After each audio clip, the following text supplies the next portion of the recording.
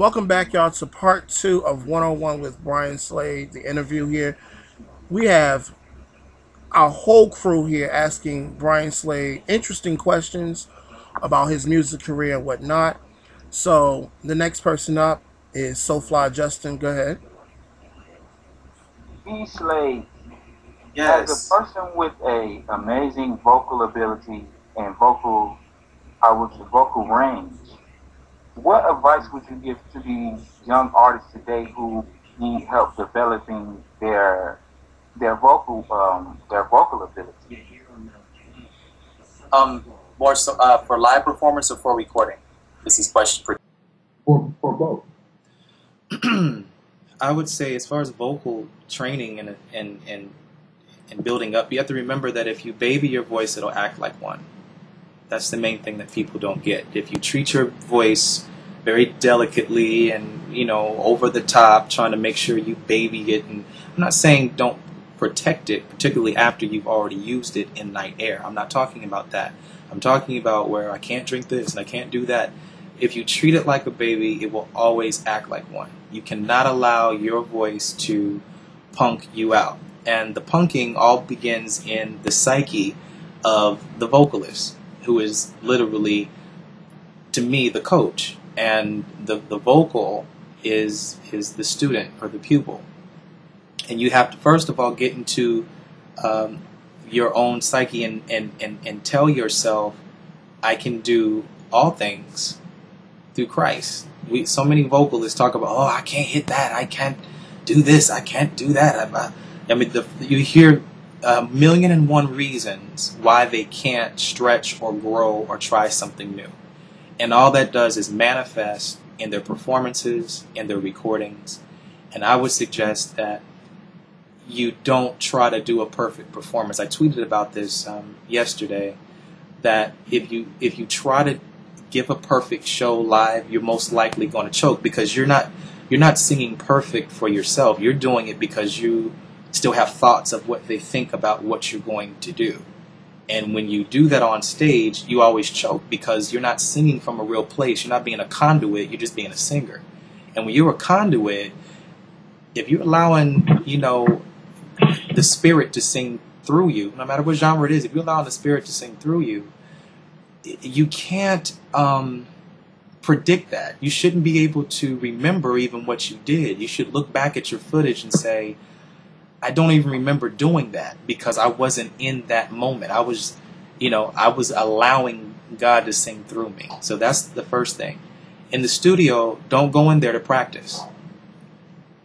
I would say do your demo work at home on something that won't cost you a lot of money. And when you get to the studio, then you'll have a template for, where you go from there. Know if you're a great singer and if you're a great arranger, or if you're a great arranger but not a great singer, or if you're a great writer, know what your strengths are. Some people maybe don't have range, but they can interpret a song. And I think that too many people are trying to sing high instead of tell the story. And if people can just learn to tell the story and not think that volume or range means you've won. You've won when you've taken me on that trip.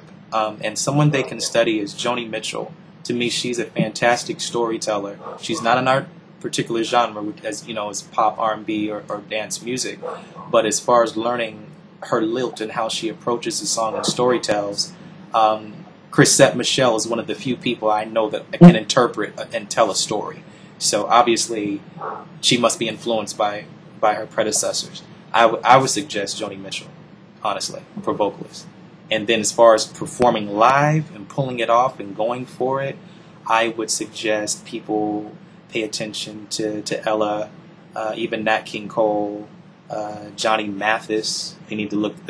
There's a whole library, Justin, of artists that we can study that are on YouTube for free that we're not utilizing because we keep consuming what's out in the now instead of going to the past to find out where the future is going. And that's what I think. And for vocals, Rose Hips. If you take Rose Hips, you get at the health food store. That's a fantastic covering for the vocal. as well as frankincense and myrrh. It tastes horrible. I'm going to tell you up front, it's one of the most nastiest tasting concoctions you will ever put in your mouth. But it really does open up that vocal vault for you to be able to make choices from.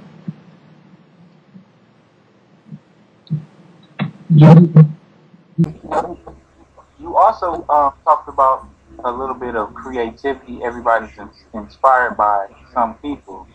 So how do you feel about a lot of people today saying that creativity nowadays in the industry is dead, as such as people saying like, Lady Gaga steals from Grace Jones and so forth and stuff like that. So how do you feel about that? Is creativity dead in the music industry to you? I'm not sure it's so much as dead, but there's just not a lot of soldiers who are left that are willing to go against the grain. And regardless of if there were influences by Grace Jones on Gaga or David Bowie or Cher or Madonna, I really fault those who are relevant now with technology that don't have enough sense to go back and study to know the origin of who they worship now. I mean, with all due respect, you can't worship a prince or adore a prince without adoring James Brown. You can't even go into Michael Jackson without adoring James Brown. Every artist has their origin. There is no Britney without a Madonna or even a Tiffany or a Debbie Gibson. I mean, we move on from people so quickly, and we want to call it stealing, but creativity in the United States, it exists, but it is not celebrated. I have found that my eccentricities are not even eccentric outside of the United States, which is why Tina Turner doesn't reside here, which is why Grace Jones does not reside here, because their creativity is too much for the commercial machine. And I hope that B. Slade can be a contributor to breaking those barriers, but I promise you I will not be exhausting my energy on people that don't like what I do. I've learned to only play to those that like what I do. And the ones I play to are the ones who are creative. The hairdressers, the stylists, the photographers, the bloggers, the ones that really have a voice. That's the only reason why I'm doing this interview, is because you all are you no matter what, and not waiting for someone to give you guys a platform. You're making one. That's creativity to me. And Mr. Creative One, your questions. First off, let me just say, B. Slade, you are answering these questions perfectly right now. I'm just loving how you are answering everything. My first question would have to be, what made you think of the name Don O the Unicorn for the mixtape? I actually got into, it's a little joke that whenever I would meet somebody that had the same rare qualities and complexities as an artist that I believed I possessed, I would say, so are you a unicorn? I would say that jokingly, which basically translated into you're so rare that are you some kind of mystical creature, because I don't come across many people that have that same wavelength. So to make a long story short, I started using that all the time. People would, when I'd see people, instead of calling them a beast, I would ask them were they a unicorn, because it was so rare to see someone dress that way or act that way or have a swag that was otherly. So I went and studied unicorns. And I also knew when I was a child that unicorns were in the Bible. And I remember they used to say that they were mystical, fairy tale-esque type creatures that really didn't exist. And then I did a study, which is on my MySpace page, myspace.com/Brian Slade. There's a whole study in the Bible on unicorns, that they actually exist and they represent strength. And they only come out when they are impressed by purity. They are strong. They represent strength. And their horns are actually able to neutralize poison. When people are infected with things, if they touch the horn of a unicorn, they are healed. So there's healing in our creativity, in our eccentricities, in the things that people used to laugh at. We're teased, we're ostracized many times, we're made fun of, but there's healing in what we have to offer through our fashion, through our perspective, through the way we sing, through the way we dance and interpret the dance. So I said, this is the dawn. Prince always said in his former records when he was with Warner Brothers, may you live to see the dawn. And so that's why I named this particular project Dawn of the Unicorn. This is almost like my rebirthing.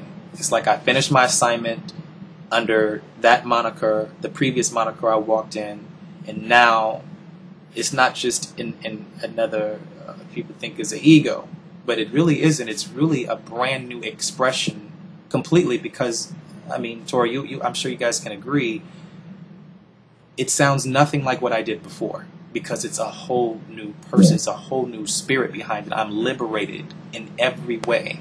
And so far, people's response has been incredible, because they don't just think it's hot music. They can feel the spirit behind it, which is freedom and liberty, and do what's in your heart to do. Just do it well. So that's where Dawn of the Unicorn. And then, of course, I ended that project with a song called Sunset. So it starts with the morning, and then it ends with sunset, something a little bit more sensual.